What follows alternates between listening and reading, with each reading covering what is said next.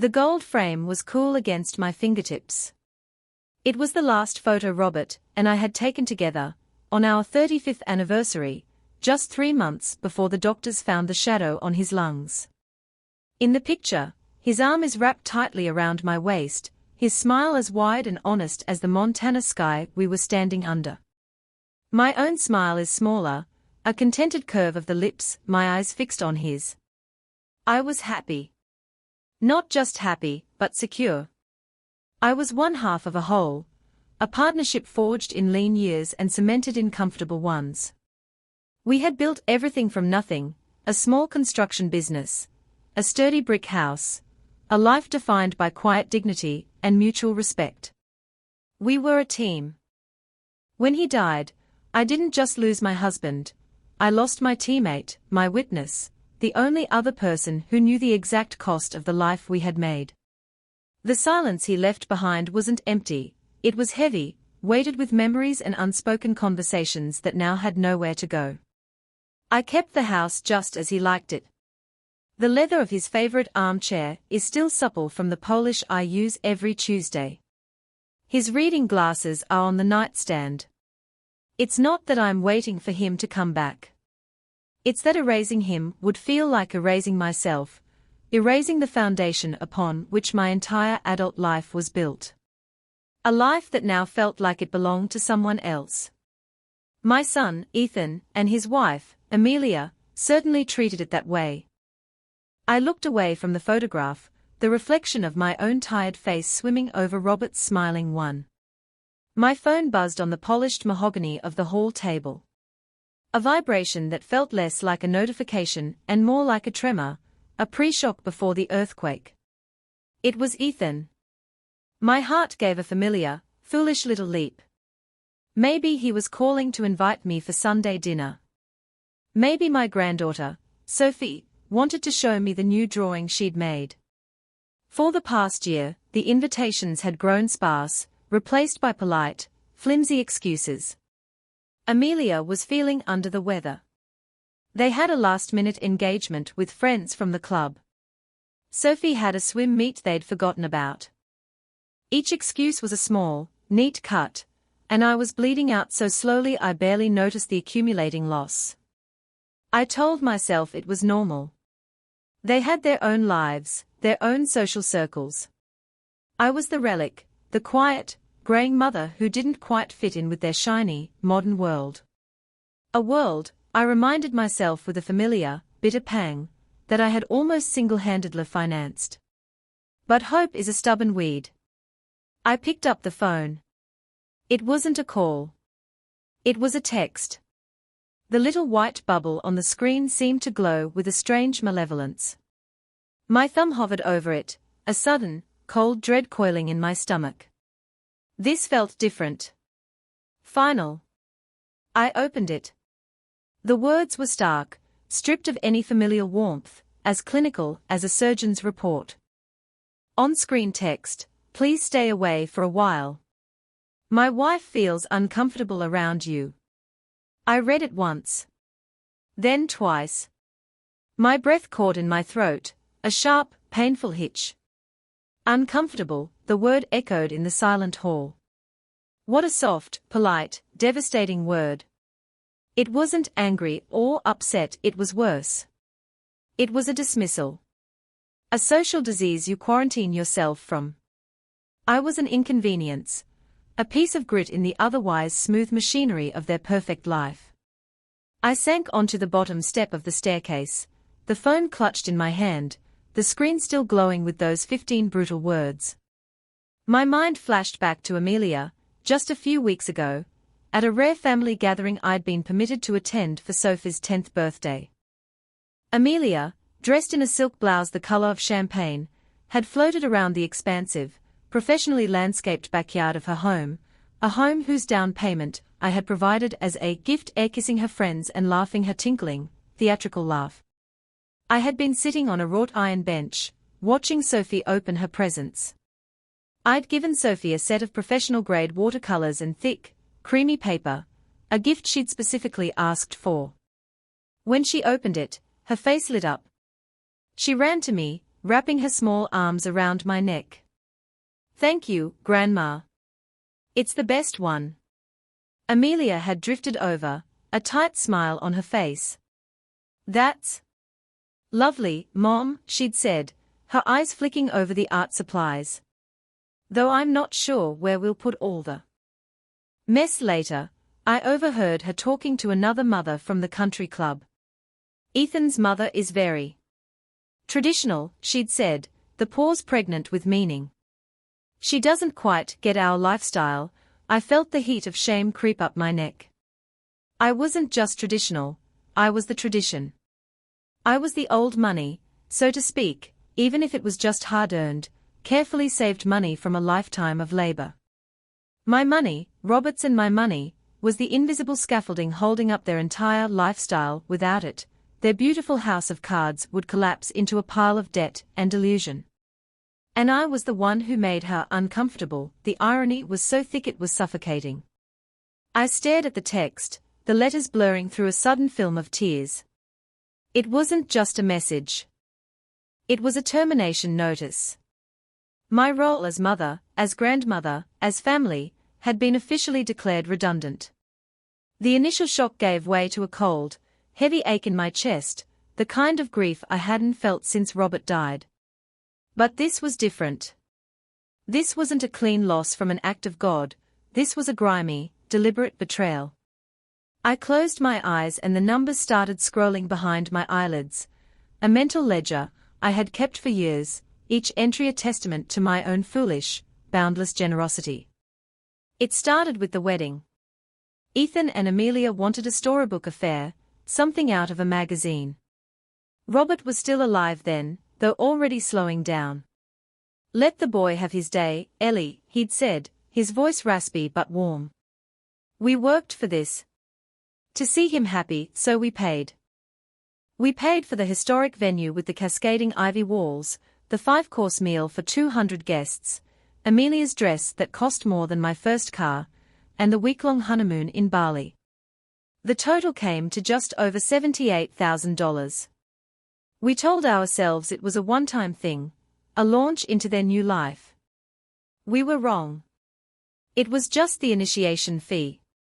2 years later, they wanted to buy a house. Not a starter home, not a sensible duplex in a decent neighborhood. They wanted a 4,000-square-foot new construction in the exclusive estates at Willow Creek, a place with a ridiculous homeowners association fee and neighbors who judged you by the make of your car. They couldn't secure the loan on Ethan's modest salary as a marketing consultant, a job title that seemed to involve a lot of long lunches and very few actual clients. So I stepped in. Robert was gone by then, and the grief was still a raw, open wound. Ethan had played on it beautifully. Dad would have wanted this for us, Mom. For his future grandchildren to have a yard to play in, so I liquidated a significant portion of the stock portfolio Robert and I had so carefully built. $250,000 for the down payment. A gift? No contract, no loan agreement. Just a mother's love, transferred electronically. The house was just the beginning. It was the anchor for 1,000 other expenses. There was the landscaping, because the builder-grade sod wasn't good enough for Amelia. That was $12,000. Then came the custom window treatments, another $8,000. The matching stainless steel appliances with features they'd never use. $6,000. They joined the Willow Creek Country Club, a necessity, Ethan explained, for networking. I paid the $30,000 initiation fee and the $700 monthly dues. For 3 years. That alone was another $55,000. It was always presented as an investment in his future, in their stability. Then came the cars. Amelia couldn't possibly drive her perfectly fine sedan anymore, it didn't project the right image at the club. She needed an SUV, a gleaming black import with buttersoft leather seats. I co-signed the loan, and when they struggled with the first few payments, I simply started paying it myself. $840 a month. For 41 months so far. Ethan decided his own car was unreliable for client meetings. He leased a luxury sedan. I covered the down payment and, more often than not, the monthly lease payment as well. $590, a recurring charge on my credit card that I was supposed to pretend not to notice. I kept a small, discreet notebook in the drawer of my writing desk. It wasn't for them, it was for me. A way to keep track of the bleeding.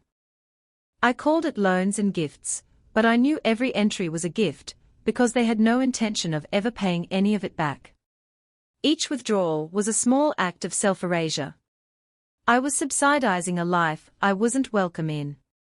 I was the silent, invisible investor in their happiness, and my only dividend was a growing sense of isolation. I remembered one Christmas, 2 years ago. I'd spent weeks choosing the perfect gifts. For Sophie, a beautiful telescope to encourage her newfound interest in astronomy. For Amelia, a first edition of her favorite classic novel, which I'd hunted down from a rare book dealer. For Ethan, a beautiful watch, a timeless piece I thought he would cherish as a future heirloom.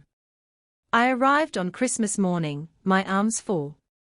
They opened their gifts with polite smiles. Amelia gave the book a cursory glance before setting it aside. How thoughtful, she'd murmured, before turning her attention to a designer handbag Ethan had given her, a bag I knew for a fact had been purchased using the credit card I paid the bill for. Ethan thanked me for the watch, but I never once saw him wear it. He preferred the flashy, oversized smart watch his club friends all wore. Only Sophie had been genuinely thrilled, dragging me outside into the bitter cold to try and find Jupiter. As we stood on the frost-covered lawn, our breath pluming in the air, Sophie had looked up at me, her small face serious. "Mommy says you have old-fashioned taste, Grandma. But I think your taste is the best," a child's simple, honest validation. It was both a balm and a sting. It was a reminder that I was seen, but also a confirmation that I was being judged and dismissed by the two people who should have valued me most. That night, as I drove home to my quiet, empty house, the loneliness was a physical presence in the passenger seat beside me. I had funded their glittering Christmas, from the 20-foot tree in their vaulted living room to the organic, free-range turkey on the table, and in return, I was made to feel like a visitor from another, less sophisticated planet. The text message on my phone was not an anomaly. It was the logical conclusion of a long, slow campaign of dismissal. I had allowed myself to be relegated to the role of a bank, an ATM that dispensed affection in the form of cash. And now, for some unspoken, unknown reason, my presence itself had become an overdraft on their comfort. The bank was being asked to become invisible.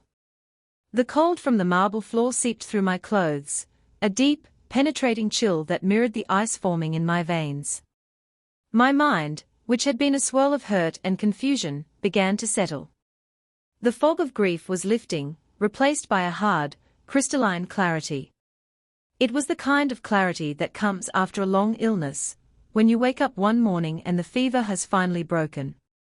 You are weak, hollowed out, but you are yourself again. The word uncomfortable kept replaying in my head. Amelia feels uncomfortable. Why? What had I done?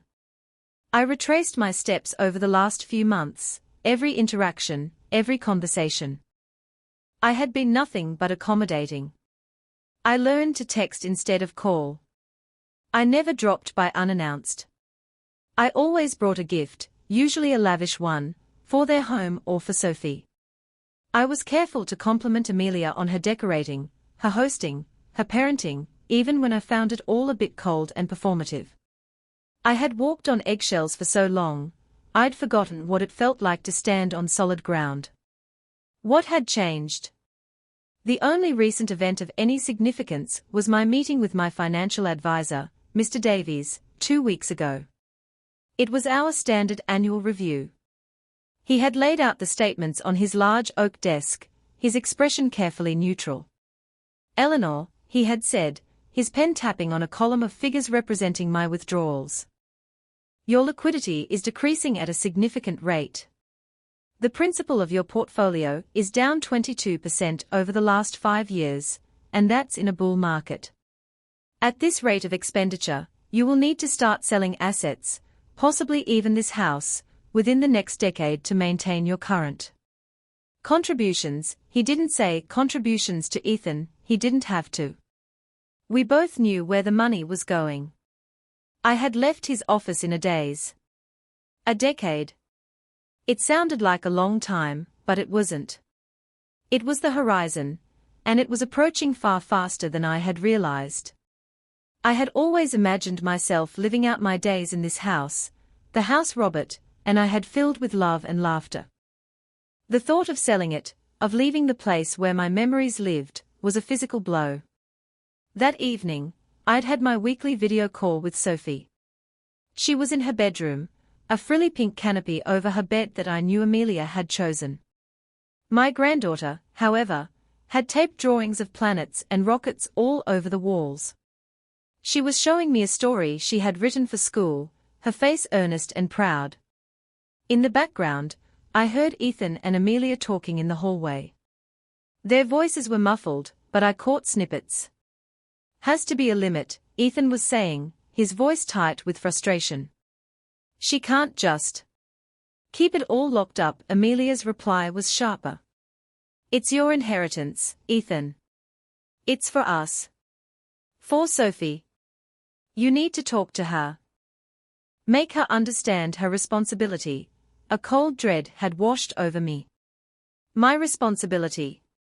My responsibility was to liquidate my life's work, my security, my future, so they could continue to live in a style they hadn't earned.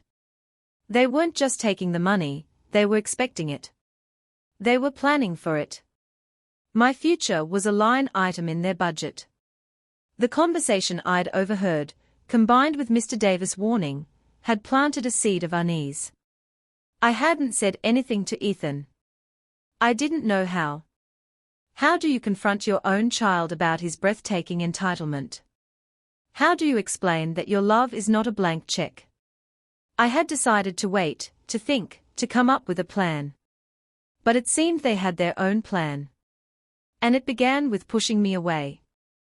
Perhaps Amelia had overheard me on the phone with Mr. Davies. Perhaps Ethan had seen an email. Or perhaps, in their gilded cage, they had simply decided that my physical presence was a bothersome reminder of their dependency. It's easier to take money from an abstract source, an institution. It's much harder when that source has a face, a voice, and sad, knowing eyes. To make me uncomfortable was to make me powerless. To make me stay away was to sever the last emotional thread, leaving only the transactional one. It was a strategic maneuver. Isolate the asset. Make it easier to control. The text message wasn't just cruel, it was tactical. It was designed to wound me, to make me retreat, to make me question myself. And it had worked. For an hour, it had worked perfectly. I had been awash in hurt and self-pity.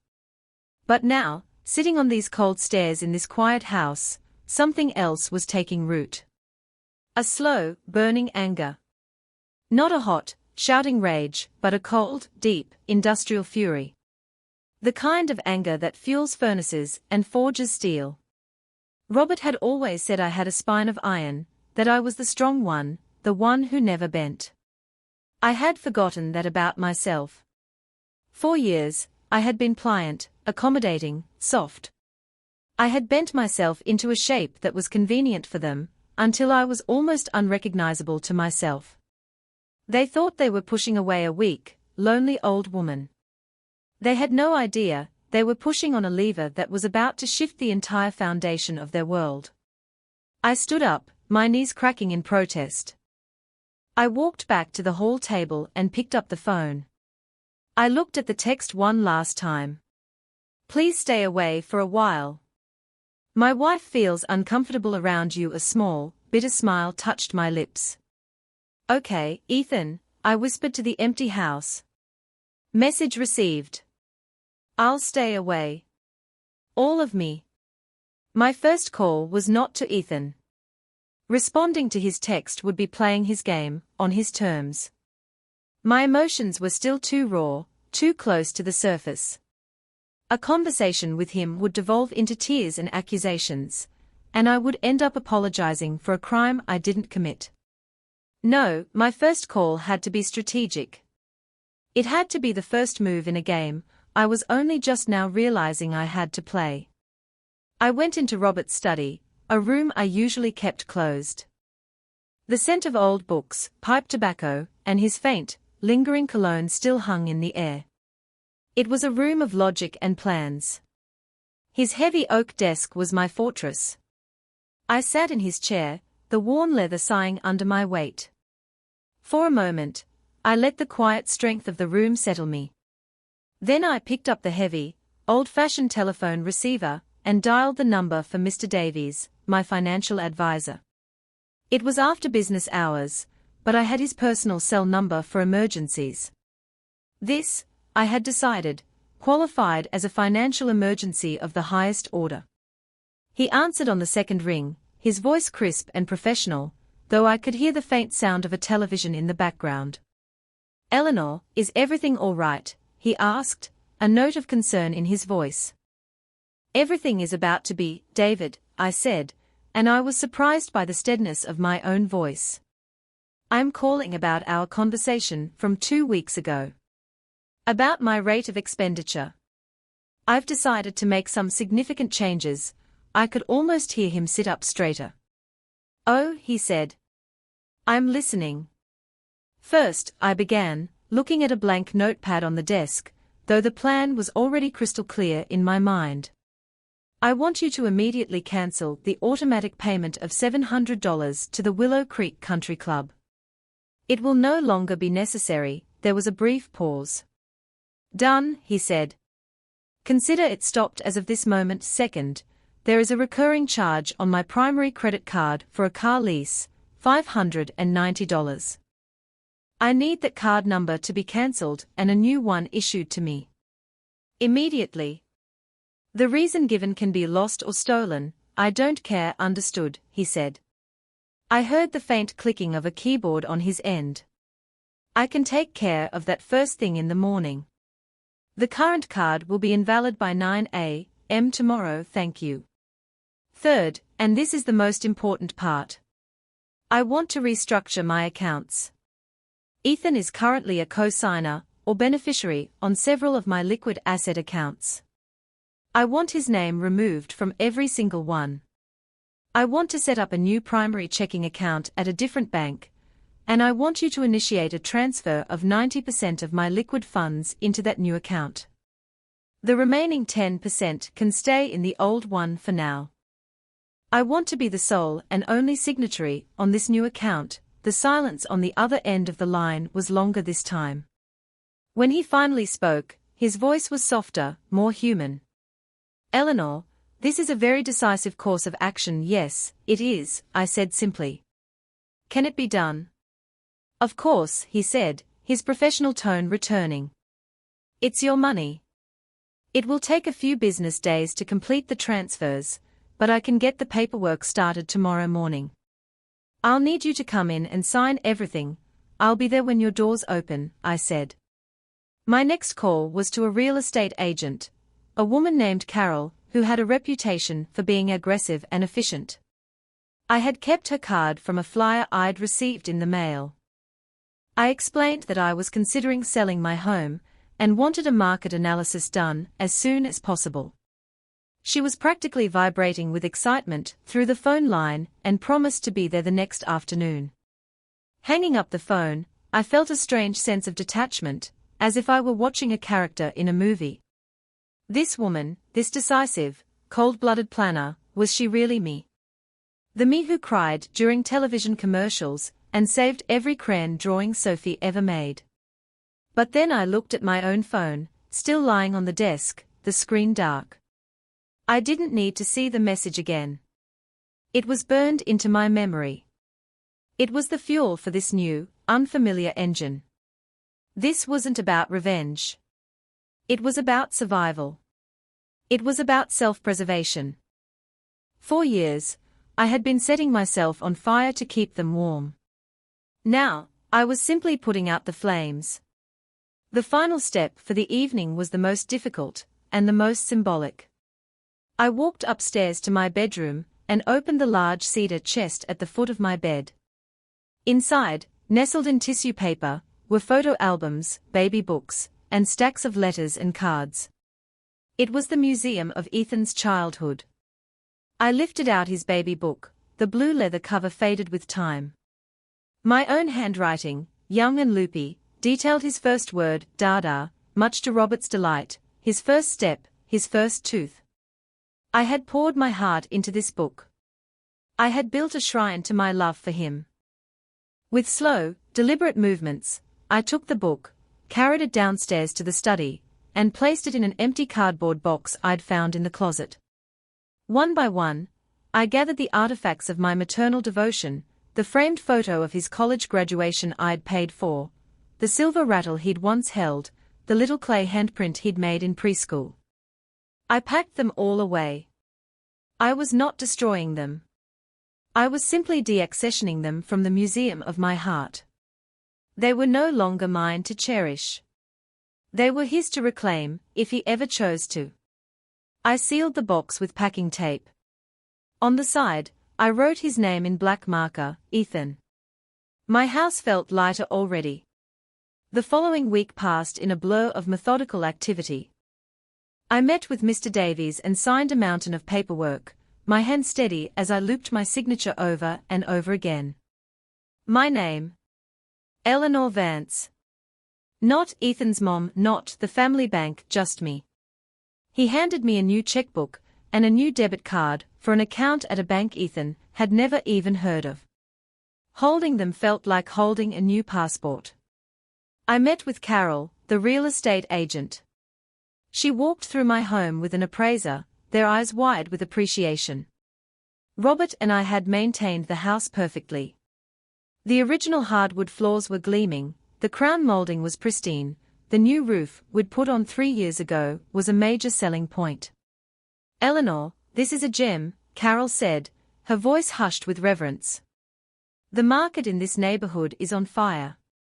People want classic, well-maintained homes, not the cookie-cutter new builds.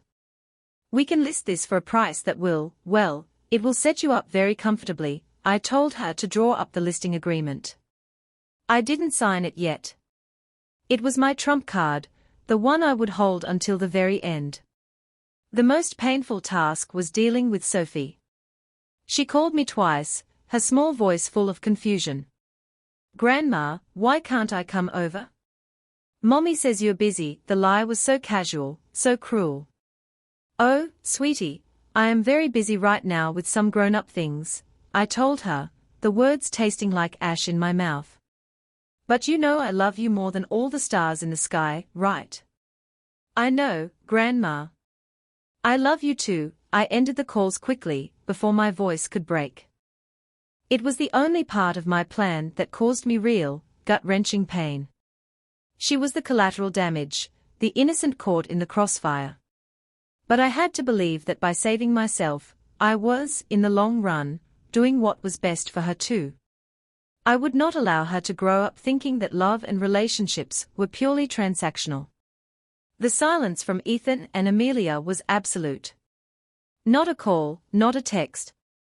They were respecting my need for space, a narrative they had surely constructed to absolve themselves of guilt. They were probably relieved.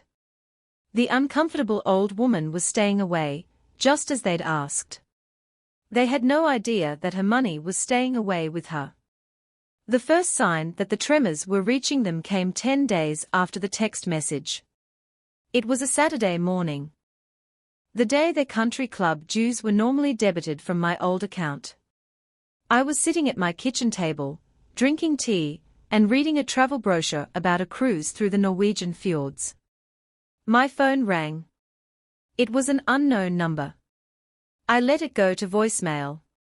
A minute later, a message popped up. It was from Ethan, but it read like it was from a stranger. On-screen text, Mom, call me. The club just called me, said the payment was declined. It must be a mistake at the bank. Please fix it. The entitlement was breathtaking. Not "Hi Mom, hope you're okay," not "I'm sorry if we hurt you," just a demand. Please fix it, as if I were a plumber called to fix a leaky faucet. The use of the word "please" was the only concession to civility. I took a slow sip of my tea. The brochure for Norway was beautiful. The pictures showed majestic cliffs plunging into deep blue water. It looked peaceful. I imagined standing on the deck of a ship, the clean, cold air on my face, 1,000 miles away from Willow Creek and its uncomfortable inhabitants. I did not text him back. I did not call the bank. I did not fix it. I simply continued to read about my future. The silence, I was discovering, was a weapon of immense power. They had used it to isolate me. Now, I was using it to dismantle them. Let them wonder. Let them panic. The discomfort, I thought with a grim satisfaction, was about to be transferred to a new owner. 2 more days passed. 2 days of beautiful, uninterrupted peace. I went for long walks. I started sorting through Robert's old records, playing the jazz music he loved. The house was filled not with silence, but with the sounds of my own life, my own choices. The second call came on Monday evening. This time, Ethan didn't bother with a text first. My phone rang with his name and picture, a smiling, professional headshot he used for his consulting business. I studied the picture for a moment. He looked so much like Robert, but he was missing his father's kindness in the eyes. Robert's strength had been in his integrity. Ethan's was in his audacity. I let it ring until it went to voicemail. The message he left this time was longer, the calm facade cracking. "Mom, seriously, what is going on?" Now Amelia's card was declined at the grocery store. The grocery store. She was completely humiliated. And I got an alert that my lease payment is overdue. I've tried calling the old bank, and they won't tell me anything. They said the credit card was cancelled and that my name isn't on the main account anymore. This is a nightmare. What did you do? Call me back. Now the word humiliated stood out. Amelia's humiliation at the checkout counter of an organic market was a crisis. My humiliation at being exiled from my own family was, apparently, just a minor inconvenience to be managed. The panic in his voice was a discordant symphony, and I confess, it was not entirely unpleasant to my ears. It was the sound of reality dawning. The sound of consequences arriving at the front door. I still didn't call back. My plan had moved past the point of negotiation. A conversation would only muddy the waters. The clarity had to come from the situation itself, not from my explanation of it. The inevitable confrontation came the next evening. It was just after 7. A hard rain was falling, lashing against the windows. I was in the living room, curled in Robert's armchair with a book, when the headlights swept across the front of the house. A car door slammed, then another. I didn't need to look. I knew who it was. The doorbell rang, a sharp, insistent peal, followed by loud knocking. They weren't waiting for an invitation. I placed my bookmark carefully in my novel, took a deep, steadying breath, and walked to the door. I opened it to find both of them huddled under the small portico, looking drenched and furious. Ethan's hair was plastered to his forehead. Amelia's perfect makeup was smudged, and her expensive trench coat was soaked. She looked smaller, somehow, without her usual armor of pristine glamour. "What is the meaning of this, Mom?" Ethan burst out, pushing past me into the hall. Amelia followed, shivering, her eyes darting around my home, as if seeing it for the first time. "We've been calling you for days. You cut off all the money. Without a word. What in the world are you thinking?" He was treating my home like his own, my foyer as his stage. I calmly closed the front door, shutting out the storm. "Hello, Ethan." "Amelia," I said, my voice even. "I'm surprised to see you." "I thought you wanted me to stay away." Amelia flinched, a flicker of something, shame, perhaps, in her eyes before it was replaced by indignation. "This isn't about that," she said, her voice thin and reedy. "This is about you trying to ruin our lives. The club membership is cancelled. The cars are about to be repossessed. We can't even buy groceries." "My groceries, you mean," I corrected her gently. "It was my credit card, Amelia. The one I have been paying the bill for every month for the last 3 years." I looked at Ethan, who was pacing back and forth on the Persian runner, leaving a trail of wet footprints. "And the club. I was paying for that, too. And the lease on your car. And a significant portion of the mortgage on your house. And countless other things.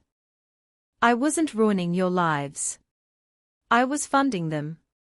I have simply decided to stop." Ethan stopped pacing and stared at me, his face a mask of disbelief. "Stop? You can't just stop. It's our arrangement. It's what you do."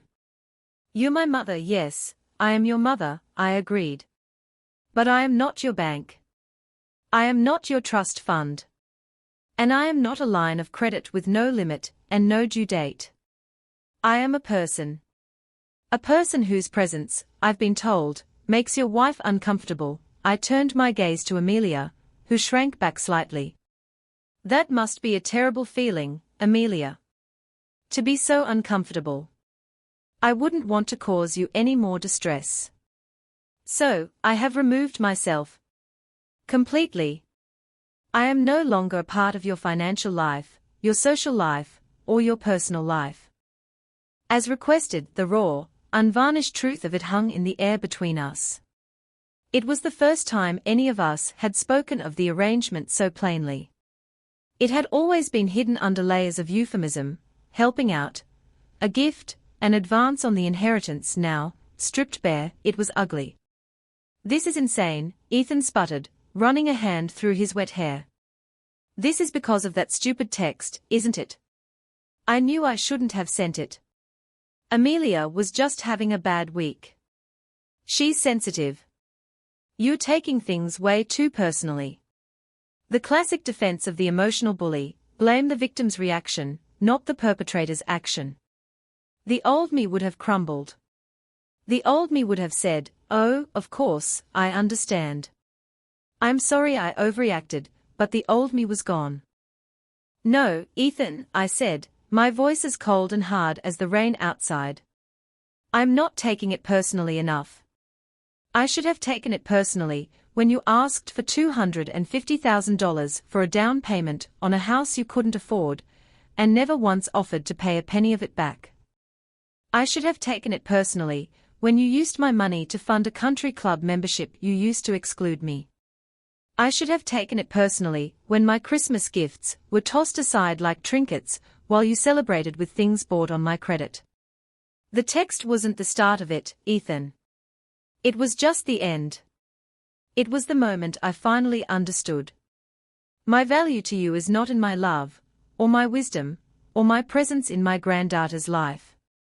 My value to you is purely monetary. And I have decided that my assets are no longer for sale." Amelia finally found her voice, a high-pitched, desperate sound. "But the house, this house, you always said it would be Ethan's. It's his inheritance. You can't just cut him off from his inheritance." There it was. The quiet part, spoken out loud. They didn't just want my money while I was alive, they were counting on it when I was dead. I was no longer a person to them, but a piece of property. An asset to be liquidated at the appropriate time. A dark, ironic humor bubbled up inside me. It was so blatant, so utterly without shame. I almost laughed. "This house," I said, gesturing to the walls around me, "is my house. Robert and I built it. We paid for it with 30 years of hard work. It is not an inheritance. It is my home. And I've just had it appraised, Amelia. It's worth quite a lot. Enough for me to live on for the rest of my life, in fact. Enough for me to travel, to see the world, to do all the things I put on hold to finance your lifestyle. I walked over to the hall table and picked up the travel brochure for the Norwegian fjords.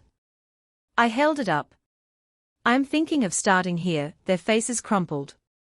The anger drained away, replaced by a stark, naked panic. They looked like children who had just been told that Santa Claus was not only not real, but was also repossessing all their toys. "Mom, please," Ethan said, his voice dropping to a pleading whisper. "You can't do this. We'll be ruined. We'll lose everything." "No, Ethan," I said, my voice softening for the first time, not with pity, but with a sad finality. "You won't lose everything. You will lose the things that were never truly yours to begin with. You will have to learn to live on what you earn. You will have to learn what things actually cost. It will be a difficult adjustment, I'm sure. But people do it every day. Your father and I did it. It's called living within your means." I opened the front door. The rain had subsided to a drizzle. The air was fresh and clean. "I think it's time for you to go home now. To your home. The one you will have to figure out how to pay for." Ethan just stood there, speechless, his mouth slightly agape. It was Amelia who moved first. She shot me a look of pure, unadulterated hatred, a look that confirmed everything I had done was right and necessary. She grabbed Ethan's arm. "Let's go, Ethan," she hissed. "There's nothing for us here." She was right. There wasn't. Not anymore. He let her pull him out the door, turning back once to look at me, his expression a chaotic mix of fury and desperation. I met his gaze without flinching. I didn't feel anger anymore. I didn't feel hatred. I felt a profound, aching sadness for the son I had lost long before this night, but I also felt the solid, unshakable bedrock of my own self-worth beneath my feet. I closed the door on their retreating figures and leaned against it, the wood cool against my back. I did not cry. The tears had all been spent. Instead, I felt a wave of profound relief wash over me, so potent it left me lightheaded. It was the feeling of a heavy, suffocating weight being lifted from my chest. The silence that filled the house now was different from the one that had haunted me before. It wasn't the silence of loneliness. It was the silence of peace.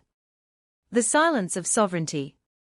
It was the sound of my own life, waiting for me to begin. 3 months have passed since that rainy night. 3 months of quiet, deliberate reclamation.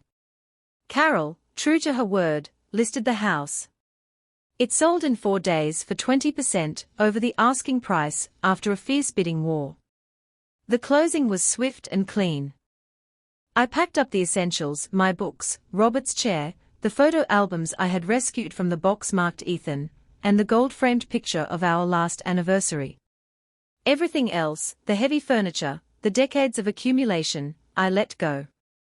I sold them, gave them away, released them. I found a beautiful, light-filled 2-bedroom apartment in a building downtown that overlooked the city park. It had a balcony, where I placed a comfortable chair and several pots of geraniums. From here, I can watch the seasons change, watch families pushing strollers, watch life unfold in all its simple, unadorned beauty. I am no longer looking at the past, I am looking at the world.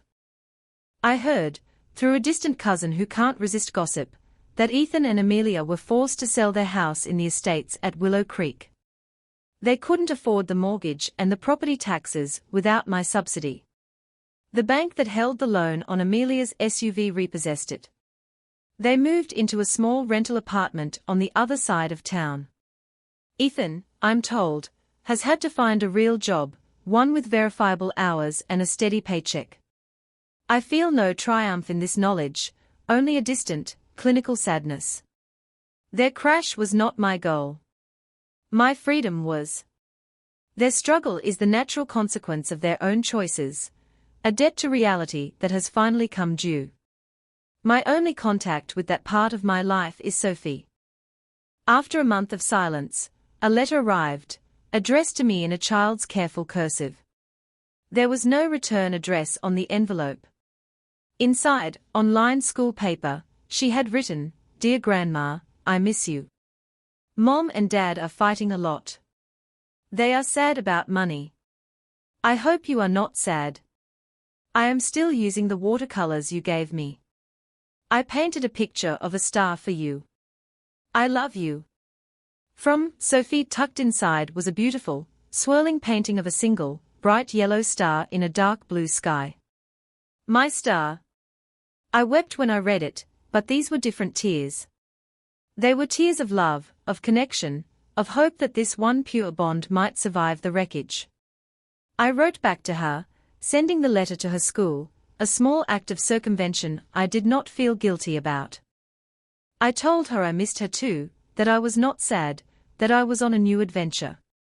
I told her to keep painting, to keep looking at the stars, and that my love for her was as constant and as bright as the one she had painted for me.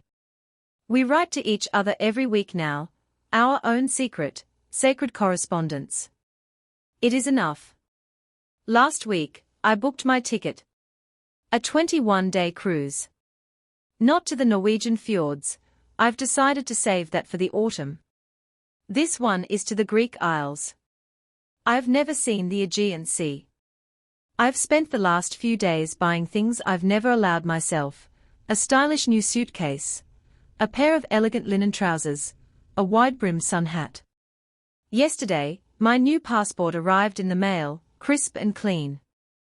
This morning, I sat on my new balcony, a cup of coffee in my hands, the city waking up below me. The gold-framed photo of Robert and me sits on a small table beside me. I looked at his smiling face, and for the first time, it didn't make me feel lonely. It made me feel strong. We were a team. And I was still honoring the work we did together, the life we built. I was protecting it. I was honoring him by refusing to let our legacy be squandered by entitlement and disrespect. I was honoring myself by finally claiming the peace I had earned. My phone buzzed on the table. For a split second, the old, conditioned anxiety tightened my chest. But it wasn't them. It was a simple calendar notification. Flight to Athens 7 days, a smile spread across my face, genuine and unforced. I am 62 years old, and I feel like my life is just beginning. I have been a daughter, a wife, a mother. I have been a partner, a provider, a protector. I have been a bank, a benefactor, and a burden. Now, finally, I am just Eleanor. And Eleanor is going to see the world. I am staying away, just as my son asked. I am staying away from the hurt, the resentment, and the expectations. I am staying away from the person they thought I was, and stepping into the person I was always meant to be. And I don't feel the least bit uncomfortable about it.